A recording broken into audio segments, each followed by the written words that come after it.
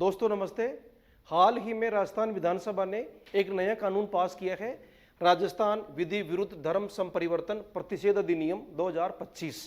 यह एक्ट 29 अक्टूबर 2025 को संपूर्ण राज्य में लागू हो चुका है। इस एक्ट की खास बात है कि इस एक्ट के अंदर अभियुक्त किसी भी धर्म का हो सकता है और पीड़ित भी किसी भी धर्म का हो सकता है। अर्थात यह एक्ट जो है ये धर्म से इसका कोई लेना देना नहीं है, धर्म तटस्थ एक्ट है ये।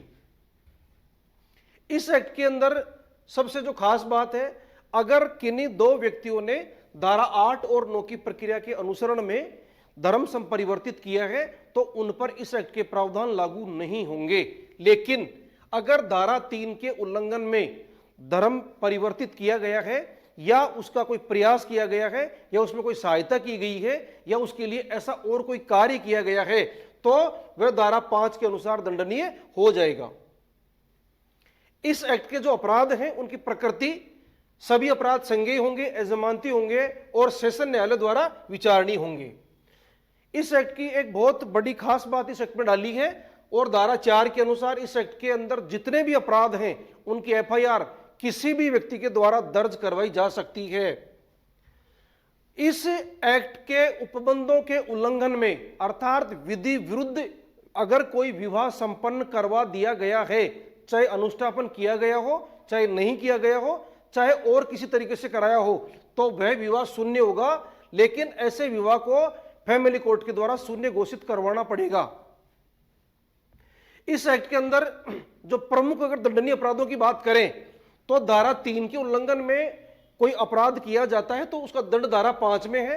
अगर धारा 3 का जो अपराध है वर्तमान में ऐसे व्यक्ति द्वारा किया गया है जो पहले इस एक्ट के अंदर दोष सिद्ध हो चुका था तो उसके लिए ज्यादा दंड का प्रावधान है जो धारा 5 के 5 में दिया हुआ है।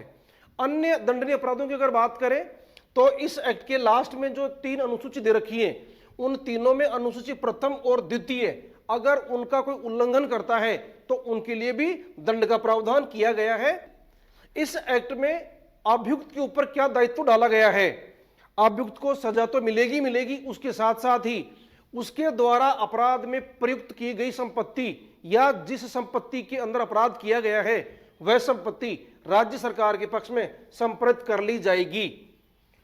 और इस एक्ट में जिस स्थान पर ऐसा विधि विरुद्ध तौर पर धर्म संपरिवर्तन का कोई भी कार्य किया गया है, अगर वह संपत्ति अवैध पाई जाती है तो उस निर्माण को ध्वस्त कर दिया जाएगा। दोस्तों यह था संक्षिप्त परिचय इस एक्ट का। इस एक्ट का विस्तृत रूप से हमने एक बहुत ही शानदार वीडियो बनाया है जो बहुत जल्द ही आपके सामने आने वाला है।